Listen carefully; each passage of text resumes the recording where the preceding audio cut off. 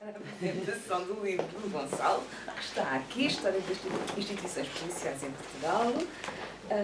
Eu sou a Maria João Vaz, acho que mais ou menos toda a gente conhece, que vale, estamos aqui, acho que nos conhecemos todos. É o autor, é o doutor António Araújo, não quer ser doutor? Não quer ser. Pronto, é o historiador António Araújo, que vai depois fazer a apresentação do livro. Eu apenas vou dizer umas palavrinhas sobre o Gonçalo. Estamos aqui todos entre amigos e conhecidos, porque eu conheço o Gonçalo há muitos anos. Uma vez que nos devemos ter encontrado para aí... 99. O Gonçalo, pronto, há muitos anos mesmo que eu conheço o Gonçalo. Eu evidentemente quero aqui salientar, primeiro, o gosto que tenho a estar aqui, Gonçalo. Depois eu também fiz algum tifo para que o Gonçalo editasse o livro, e agradeço à Tinta da China também, porque faz sempre edições muito bonitas. E terem pedido a obra do Gonçalo, acho que foi... acho que é interessante, acho que faltava, e agradeço-vos. Depois, acho que o Gonçalo é um dos estudiosos no âmbito da história da polícia que mais obra fez até agora, do ponto de vista de uma abordagem mesmo historiográfica, porque evidentemente nós temos imensas abordagens memorialísticas, que também são de interesse, mas a obra mesmo de um historiador profissional, eu acho que o Gonçalo, há mais de 15 anos que ele tem a polícia como objeto de estudo, certo? E tem feito um percurso de investigação sobre a polícia que eu acho que é de salientar, Gonçalo. Vá lá. O Gonçalo, como eu estava a dizer, ele há cerca de 15 anos... Há 15 anos, Gonçalo? Mais ou menos. Há 20. Há mais? Há 20? Portanto, há cerca de 20 anos que ele definiu como objeto de estudo a polícia. Não sei como é que lá chegou, se foi por acaso, se foi porque se conjugaram a necessidade também de abordar um objeto de estudo que estava ainda muito por explorar, e a partir daí ele tem construído a sua investigação com diferentes perspectivas e que se completam umas às outras. Portanto, em 20 anos já se faz muita coisa, certo? O Gonçalo já fez a sua dissertação de mestrado no âmbito da polícia, já fez a sua tese de doutoramento, que o orientador está aqui, que é o Paulo Lawrence. Ele não percebe, pois não. Que orientou. Não está cá o orientador do mestrado, que é o Nuno Madureira. Eu tinha encontrado o Gonçalo ainda durante a licenciatura em História Moderna e Contemporânea no ISCTE.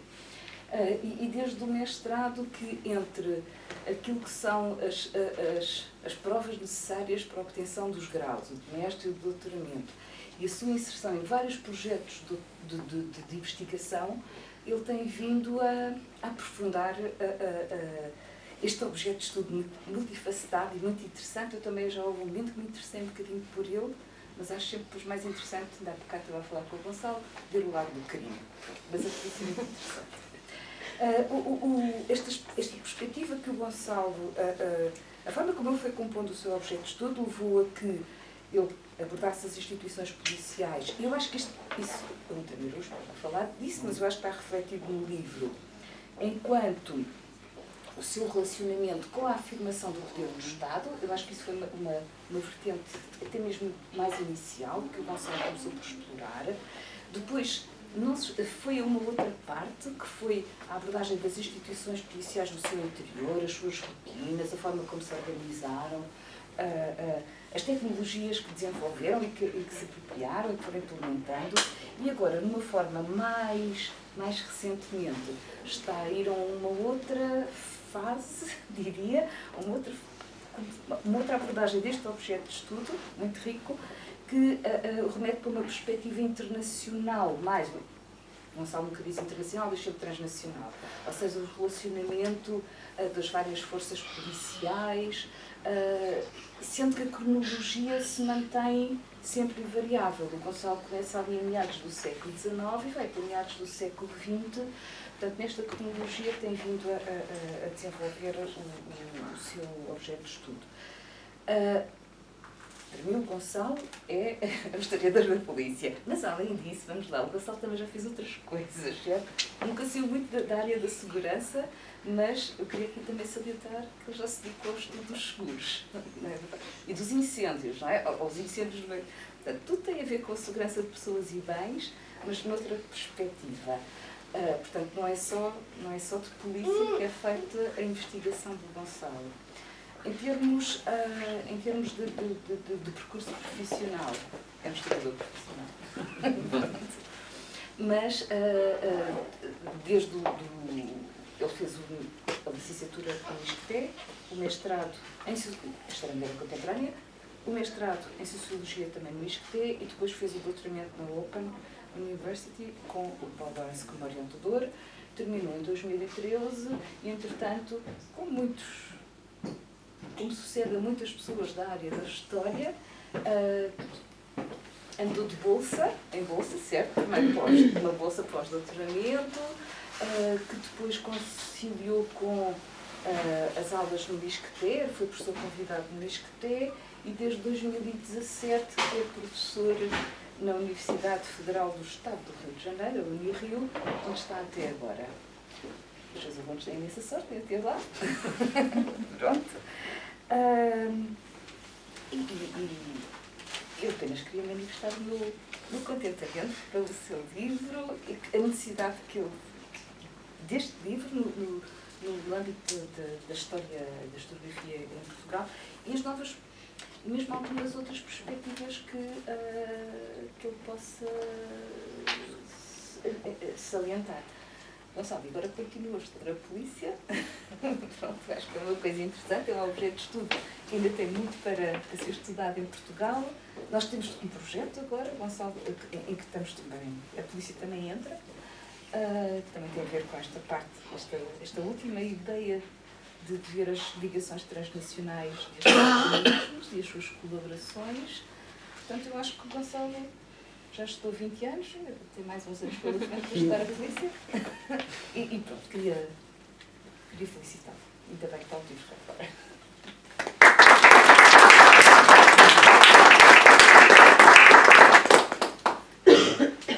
E agora passo a palavra ao Tânia Araújo, então, depois deste resumo, é claro que o Gonçalo é um caso de polícia. Bem, eu antes de mais queria naturalmente agradecer o honroso convite que me permitiu conhecer o autor, com o qual só tinha tido um contacto fugaz, e ler um livro de excepcional importância e interesse. Eu não o digo por favor, até porque, como já referi, não conhecia pessoalmente o autor. E penso que acreditem nisto. Muitas vezes, quando somos convidados a apresentar livros, isto acontece comigo e penso que acontece com toda a gente, somos forçados a alguma desonestidade ou alguma ginástica mental e moral por uma obrigação de simpatia e cortesia para quem nos convida. É frequente e natural calarmos os aspectos que consideramos menos conseguidos, guardarmos as reservas e as críticas para nós próprios. Pois neste caso, e não sei se o autor alcança a alegria que me deu, não houve absolutamente nada disso, o livro é muitíssimo bom, do princípio ao fim. Não há assim qualquer reparo ou crítica, nem eu teria competência para fazer. Quando muito, e fiz um esforço enorme para encontrar alguma coisa para dizer neste plano, quando muito haverá uma outra obra, muito poucas, que eu me permitiria sugerir ao Gonçalo em trabalhos futuros. Por exemplo, a abundantíssima literatura italiana sobre as polícias. Há um livro francês que acho que iria gostar, Crime et Châtiment, foi o catálogo de uma exposição no Grand Palais, organizada por Robert Badinter. E há um outro livro que eu gostei imenso, que chama The Killer of Little Shepherds, de Douglas Starr, é um livro de divulgação, quase true crime, que nos explica, mas que explica-nos com poucos, o trabalho da polícia francesa nos finais do século XIX, os métodos da ciência forense, o nascimento da Bertillonage, etc. Entre os portugueses, e receio estar a cometer injustiças, pois podem estar citados e não notei por desatenção, creio que seria importante a história do Ministério da Administração Interna, coordenada por Pedro Tavares Almeida, os trabalhos sobre os governos civis de Fernando de Sousa, da Universidade do Porto, e creio que seria importante atualizar a referência ao trabalho da Leonor Sá, que está ali, que entretanto saiu em livro, em 2018, e outro mais recente, Leonor Sá, Polícias, Ladrões e Outras Relações, saído em novembro do ano passado. Há também um livro que acho que interessaria, não sei se cita, portanto, de Manuel Nunes, chamado As Memórias de um Agente da Polícia. O chefe Pereira dos Santos contou-me a sua vida, que a editora Marítimo Colonial, já viu, Catarina, havia uma editora chamada Marítimo Colonial, publicou em 1946. E é que isto é importante que se diga. O Gonçalo fez um trabalho extraordinário, seríssimo, nos nossos arquivos e em busca de todas as obras mais relevantes, tendo encontrado, inclusive, um livro que eu achava de difícil acesso, As Memórias de João Eloy, sobre o qual se até contar uma história pessoal. Isto foi uma familiar do meu amigo Miguel Lavantunes, que não tinha, na altura, não se lembrou da Tinta da China, não tinha editora para o livro, que é um livro interessantíssimo, os 2 livros, aliás, mas o primeiro das Memórias. E, portanto, editou em self-publishing e está na Amazon. E isso diz muito um bocadinho, vamos fazer exceção da Tinta da China, do mercado editorial português, porque um livro daquela importância e interesse, até para a compreensão da transição da monarquia para a República, não encontrava editor. Eu fiz este introito só para mostrar que fui imparcial e severo, e por isso vou elogiar com fundamento. Vejamos porque é que, na minha humilde perspectiva, que não sou especialista, diga-se, este livro é importante. Antes de mais, este livro situa-se numa tendência atual para estudar as polícias e o aparelho de segurança do Estado, tendência que encontramos nos trabalhos Pedro Tavares de Almeida, Diego Palácios Ceras Alves, Tiago Pires Marques, Maria João Vaz, Rita Garnel, articulação com Fernando Catroga, Luís Bigode Churão, Leonor Sá, que está ali, e mais vocacionada para a atualidade, Susana Durão, sem falarmos em estudos mais clássicos da criminalidade, como João Fatela. Ou seja, este trabalho não surge do nada, de um vazio, mas representa um avanço no conhecimento em terrenos já desbravados. Penso que esse é o maior elogio que se pode fazer a um trabalho académico, a um livro como este. Situar-se precisamente numa área já explorada, e explorada por grandes historiadores, ainda assim ser capaz de trazer avanços, de ver mais longe, de amplificar o que sabíamos. Desde logo, este livro é um avanço, pois demonstra de forma inequívoca que o sistema policial português e a cultura policial, se quisermos, não foi feita em continuidade com o antigo regime, como fazia crer a autonarrativa das polícias que gostam de fazer crer, até para reclamar pergaminhos que vão até a Idade Média. Mas, portanto, não surge em continuidade com o antigo regime, mas em sintonia com a construção do Estado liberal, ou seja, em ruptura com modelos pré-existentes. Uma ruptura que não foi empreendida a partir de dentro, a partir dos corpos das polícias, mas imposta de fora pela mudança de regime. Mais ainda, e essa é a prova provada do acerto da tese do Gonçalo, houve aqui um hiato, um compasso de espera, pelo que me percebi da leitura do livro, entre o fim do antigo regime, situado na Revolução Liberal de 1820, e a edificação do sistema policial liberal, que se situa na década de 1860. Quer dizer, existiram aqui cerca de 40 anos de um certo limbo, entre 1820 e 1860, já chegaram os cães policiais, um certo limbo, entre 1820 e 1860, com os tumultos de Natal desse ano, com a exposição do Porto, a criação da Agência Policial Portuense, mas só com o fim das guerras liberais houve serenidade e espaço para empreender a construção do tal sistema policial. Em tendência geral de polícia só foi extinta em 1833, mas o que se passou até então, nesses 13 anos, e depois disso até 1860? Em trabalhos futuros, o Gonçalo tanto poderá avançar pelo Estado Novo dentro, como poderá recuar um pouco e explicar-nos melhor o que terá sucedido entre o início do século XIX e a década de 1860, pois isso seria interessante para percebermos, até à maneira de Tocqueville, se quiser, continuidades existiram com o regime absolutista anterior. A segunda grande novidade deste livro é que ele, pela primeira vez, estuda a dimensão, ia dizer internacional, mas não posso, transnacional das polícias e a sua dimensão colonial. Falo ainda em termos de esboço, na parte final do livro, mas é um avanço importantíssimo, até para ficarmos a saber coisas que outros já tinham estudado a propósito, por exemplo, do anarquismo e da propaganda pelo facto, mas que agora ficaram muito mais claras, nomeadamente o reduzido empenho, até por falta de verbas, que as nossas polícias tiveram na cooperação internacional que surgiu na viragem do século XIX para o século XX. E há também uma coisa que este livro me fez pensar e que eu nunca tinha pensado, é essa abordagem dos bons livros, que é uma coisa que se percebe mais nas entrelinhas e acho curioso explicitar.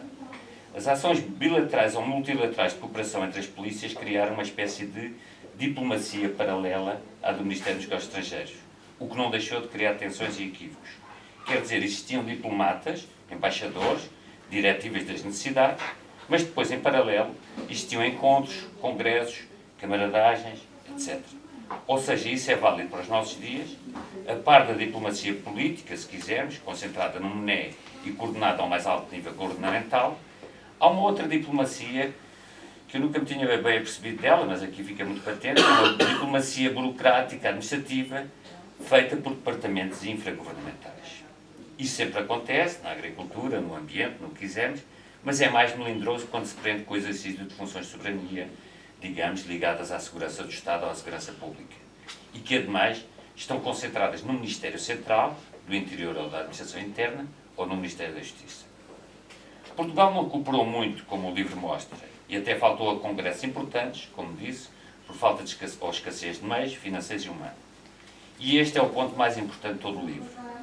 Este livro não é apenas uma história das polícias. É também, ou sobretudo, uma história dos polícias. Sobre isso já farei algumas considerações, mas deixem-me retornar esta questão da falta de meios e de verbas. O que resulta deste livro, talvez sem o seu autor se aperceber inteiramente, é o retrato de um país pobre, extraordinariamente pobre. É a pobreza que explica o perfil típico das polícias, dos polícias. O Gonçalo diz que o Estado Novo quis projetar uma imagem mais atlética e ginasticada dos polícias, mas isso foi a imagem a que se contrapôs uma realidade de indivíduos de fraca instrução que quiseram usar a polícia como meio de encontrar um emprego no Estado. E como é natural, com o passar do tempo, os polícias do Estado Novo, na pose e no porte, acabaram por se irmanar com os polícias da República do século XIX, por uma razão simples. Pode ter mudado o regime, podem ter-se feito mudanças na filosofia, na organização, pode até ter-se tentado mudar um pouco a base de recrutamento, mas esta acabava sempre por ser feita num país pobre. Isso não mudou.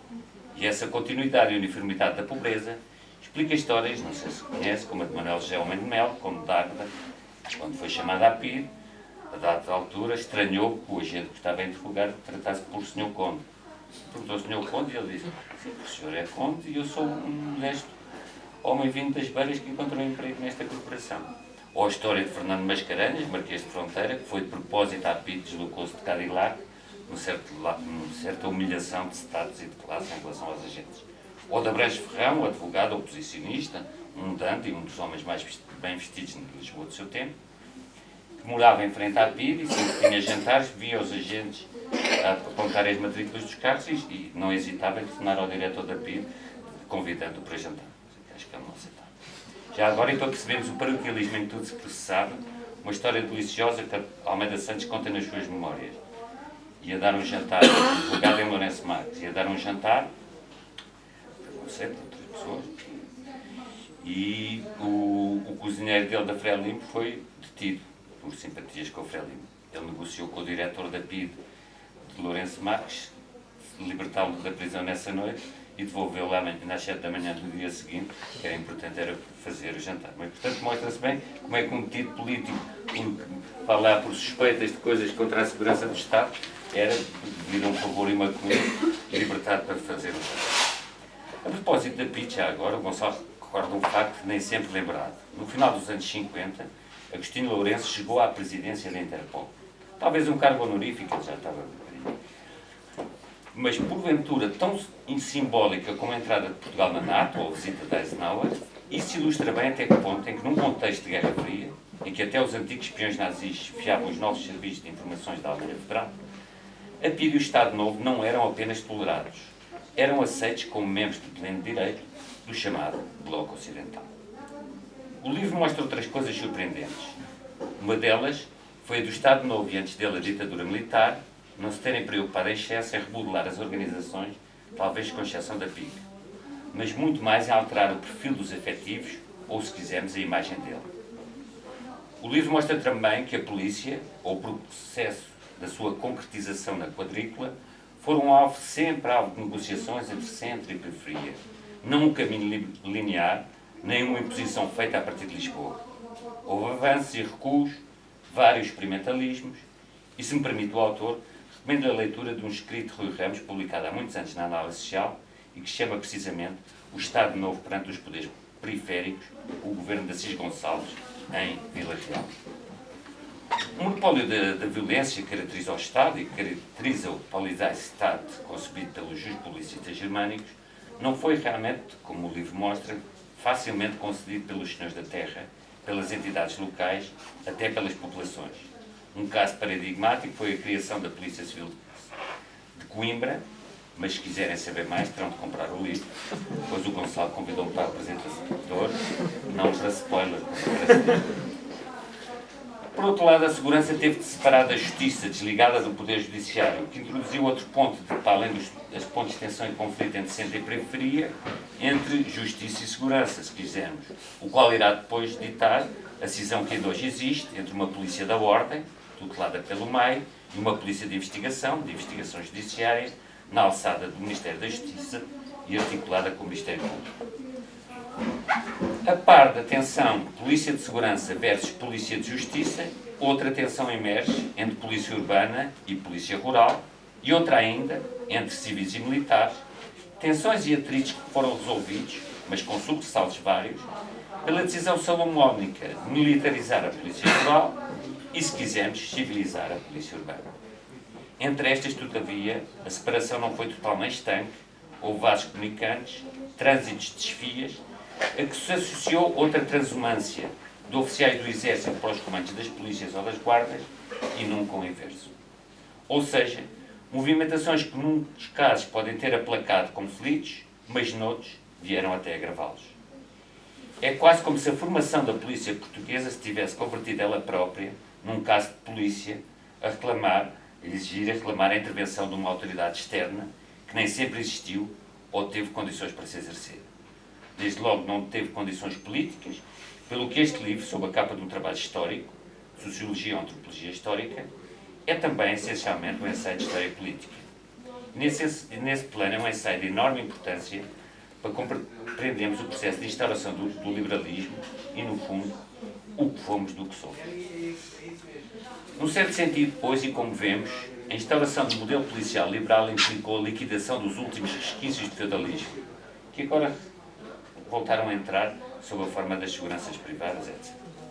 Resta saber, todavia, se a tal liquidação dos resquícios de feudalismo foi completa, ou se nos nossos dias o poder das periferias não regressou sob vestes democráticas, as do poder local e dos autarcas, numa reedição de caciquismos que remete, como sempre, por uma paisagem de um país pobre, secularmente pobre. Outra coisa interessantíssima é percebermos alguns dos traços da cultura policial que se mantém até hoje. E até explicam coisas como a atração que o Chega exerce nas forças de segurança. Como a ideia do polícia como missionário doméstico, ou como prosélito da civilidade, ou de uma autoimagem individual ou corporativa de uma certa injustiça, a sensação de que a população não dá o devido valor ao trabalho que fazem, um certo ressentimento em relação ao poder político, que também encontramos nos militares, em relação aos meios de comunicação social, aos agentes da justiça e à opinião pública. O livro tem esta importância. Humaniza, estou a pôr entre aspas, os polícias, verdades de azul, não no sentido de lhes desculpar as falhas, mas no sentido em que nos devolve como homens de carne e osso.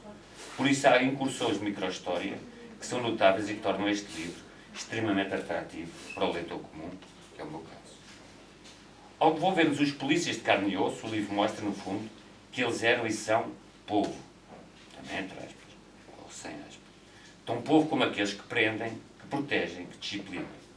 Ou seja, isso é importantíssimo até para debatermos uma concepção vigiar e punir, lá Foucault. O aparelho de Estado poderia estar ordenado para impor a ordem burguesa, ou o que quisermos, mas nunca podemos esquecer que os protagonistas deste desidrato, ou seja, os homens e as mulheres, na altura são os homens, que na prática e no terreno vão concretizar os objetivos de law and order.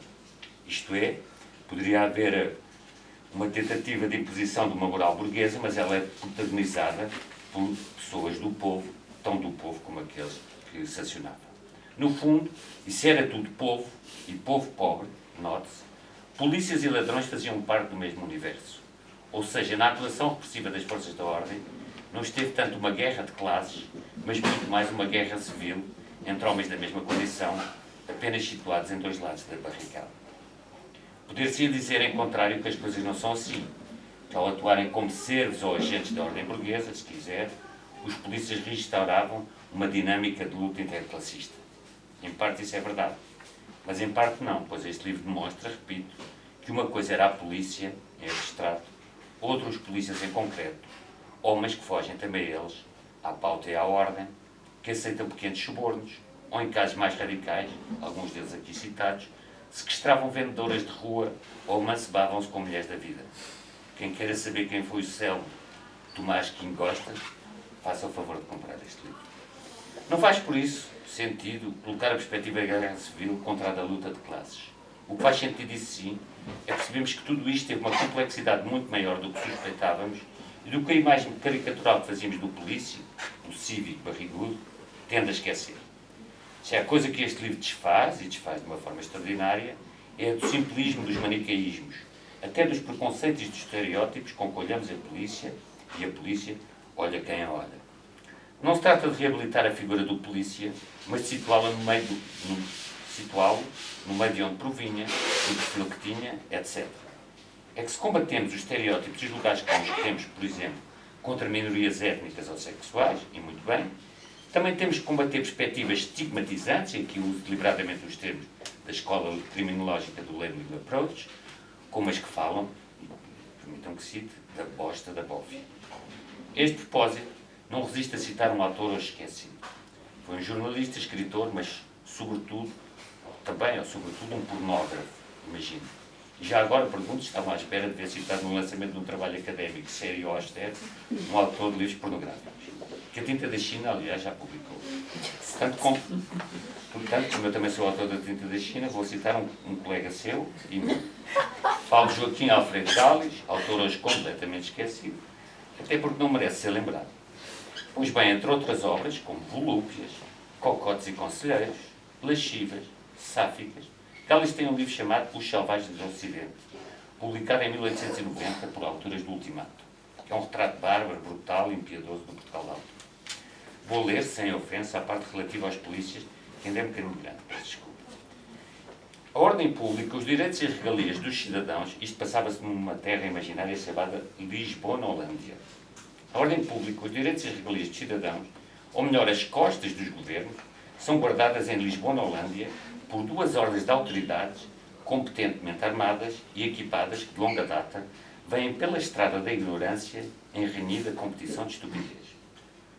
Uma é a dos Amazonas do Feijão Branco, com organização militar e sempre disposta a dar para baixo, pelo menos até à data desta, 12 de setembro de 1890.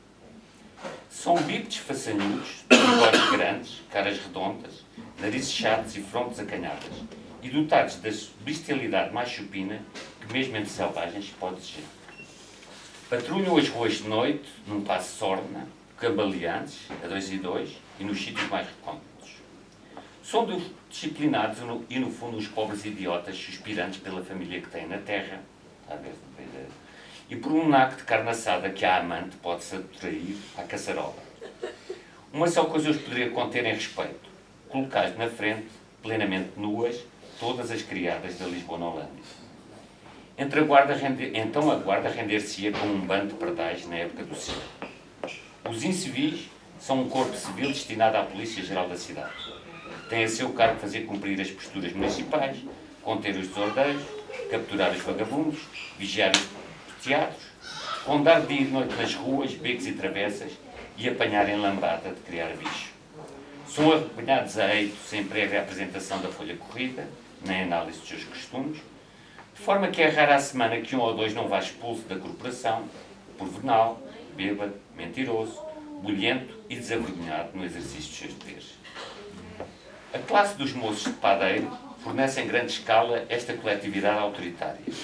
E o que se passa no cérebro de um ex-amassador que, noites seguidas, de pé descalço sem camisola, martirizou os ouvidos dos vizinhos, assoprando num clarinete desafinado, e súbito se vê guindado a autoridade suprema de poder autuar o próprio rei, se ele infligir uma postura. A imaginação do homem toma a elasticidade da rã da fábula, que queria inchar como um boi, e arrebenta reportando, já as suas verdadeiras dimensões, quando um fadista teso lhe tira o capote, dá-lhe com ele, e esfragalha do capote, vingando assim os míseros embriagados que os conduzem para as quadras a pontapé, e os pobres diabos a quem falta músculo, e de repente se encontram filados. Estou já a terminar. A sua ignorância é profunda, e uma vez sem farda, ficam reduzidos à classe de verdadeiros animais de 2 pés, a quem o título de homem é uma profanação feita, a obra mais sublime do Criador. Entre os que me ouvem, Vejo alguns sorrisos, mas também talvez no espírito algum incómodo por esta falta de respeito, que a atenção não é a minha, mas de um dos mais populares escritores da nossa bela época. É nessa ambivalência entre a troça e o iconoclasmo, por um lado, e o respeitinho e o amor à ordem, por outro, que se desenvolve a nossa relação com a autoridade e os seus agentes. Seria interessante que um trabalho próximo, Gonçalo Rocha Gonçalves, que aqui deu grandes provas, já deu este avanço de estudar os polícias, além da polícia, analisasse também a relação dos cidadãos com eles, pois quero crer que, além de haver uma diferença entre polícia e polícias, também haverá uma no relacionamento nosso com ele. Isto é, teremos uma atitude diferente para com a polícia e outra para com os agentes concretos e humanos, gente tal qual como nós, ainda que às vezes não pareça. Porventura, é falsa e ilusória esta ambivalência e talvez, no fundo, o desafiar a autoridade através do humor e da caricatura, como fez de forma bárbara Alfredo Galli, seja uma forma de respeitá-la, de homenageá-la com o melhor dos nossos dons, a que chamamos graça. Exatamente o mesmo termo que usamos para as bênçãos do divino e do transcendente. Eu há vários anos ainda dei durante algum tempo, aulas de criminologia na universidade. E uma das teorias de que falávamos era a dos efeitos positivos do crime. Isto é, a existência de crimes pode ter efeitos benéficos para uma sociedade, por exemplo, através do chamado síndrome de trabalho sujo, as atividades consideradas marginais ou até delituosas, mas que têm de ser desempenhadas.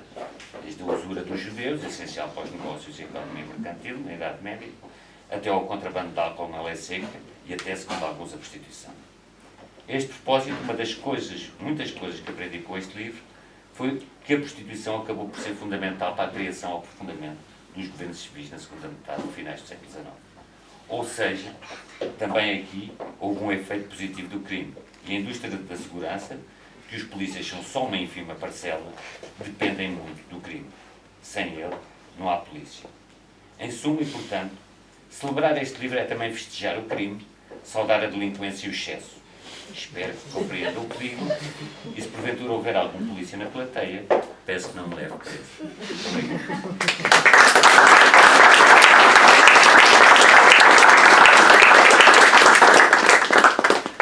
E agora o Gonçalo, o autor. Eu não vou dizer muitas palavras, vou começar por agradecer aos dois, à Maria João pela minha apresentação e ao António por ter aceito apresentar o livro. Nós não nos cruzámos há muitos anos atrás, acho que ele nem se lembra, eu lembrava, foi muito fugaz, mas quando eu pensei em alguém para apresentar o livro, eu até nem queria muito fazer a apresentação, como devem ver pela minha cara, eu sinto-me muito desconfortável com a atenção posta em mim. Eu nem queria muito fazer a apresentação, mas fazendo a apresentação, o António era alguém que eu gosto muito de ler e gosto muito de escrever, de ouvir falar. Então foi a primeira e única pessoa que eu pensei para fazer a apresentação do livro. Então agradeço muito a presença e as suas palavras. Eu não vou dizer muita coisa, só primeiro agradecer a todos que eu teria que fazer, quase que individualmente, agradecendo a todos. Então vou fazer um agradecimento mais geral, mas há alguns nomes que eu gostava de pontuar. A Maria João dizia há 15 anos, eu sou ainda um bocadinho mais velho, o que me faz sentir ainda pior. Eu comecei a trabalhar sobre polícia em 2003, 2004. E 2004 é sempre uma data que eu lembro que foi importante ter sido na altura. Uma coisa que os alunos sempre me perguntam é porque é que se eu tinha pai ou avô que fosse da polícia. Não tenho ninguém, à parte da minha mãe, que era oficial de justiça, não tinha ninguém ligada à polícia. Em 2003, 2004, a professora Susana Durão, eu consegui uma bolsa e comecei a trabalhar, e aqui está presente alguém que estava lá presente em 2003, 2004, numa altura em que eu acho que a polícia, hoje superintendente da PSP, Flávio Alves, na altura subintendente, eu acho que a PSP na altura estava muito empenhada no Euro 2004, e basicamente me entregaram a chave. Eu ia lá ver os arquivos, que ainda podia ver aqui bem perto na Penha de França, e me deixaram andar um pouco lá à solta. E isso, esse contacto com os arquivos e o apoio sobretudo o apoio há um apoio institucional, mas o apoio do hoje Superintendente Flávio Alves foi muito importante, e ele é alguém que se preocupa com a história da polícia, essa liberdade de almoçar, de estar lá. E reparem, mais uma vez, não é que recuperar a imagem do polícia, mas perceber as idiosincrasias, os paradoxos que estão presentes em ser polícia. Acho que foi esse momento inicial que me levou a estudar algo que eu digo sempre, a polícia, e sobretudo os polícias que estão nas costuras da sociedade. Essas costuras da sociedade, da prostituição, do crime, da mendicidade, o que está nessas costuras da sociedade onde os polícias estão, era isso que me interessava estudar, e por isso o foco. Acho que o que demorou mais tempo a vir e que veio por último no livro foi o título. O título começa a tese de doutorado, mas que já não posso, aqui não tenho que dizer doutorado, tenho que dizer doutoramento, em Londres, e por isso agradeço também ao Paul Lawrence. A tese chamava Civilizing the Policeman, civilizando o policial, ou polícia. Não caía tão bem em português, então tive muito tempo a tentar. Tinha que ter um título que focasse nos polícias. Eu acho que este é um livro que eu tentei, que é óbvio que há uma história da polícia, sem dúvida institucional, mas é sobretudo uma história, ou eu tentei que fosse sobretudo uma história dos polícias. E foi isso que eu tentei fazer ao longo dos anos. Eu não vou falar muito, só dizer outro ponto que eu acho importante dizer, é que esta não é a minha tese de doutoramento, foi uma coisa é o resultado de preocupações que vêm depois da tese, que vêm de uma maturação acho que às vezes nós publicamos muito depressa, não quis publicar muito depressa, não quis que o livro saísse muito depressa. Acho que o tempo que levou a escrever foi bom para fiquei contente no final por ter esperado tanto tempo para publicar. E basicamente é isso.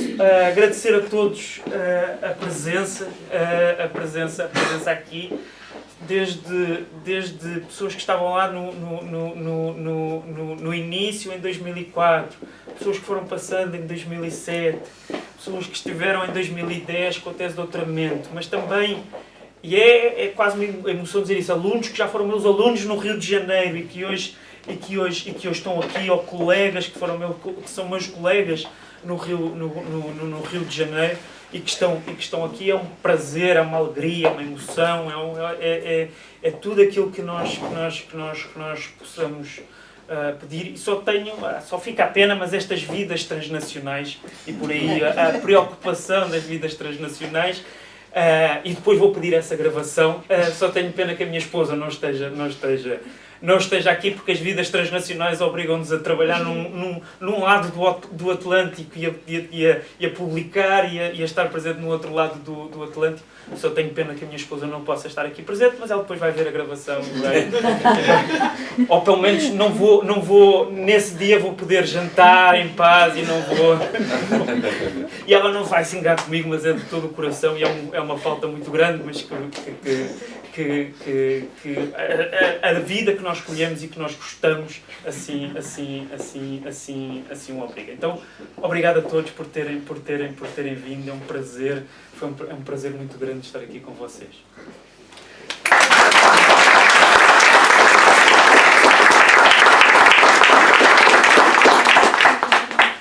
Muito obrigada, também que o incentivo à leitura feito.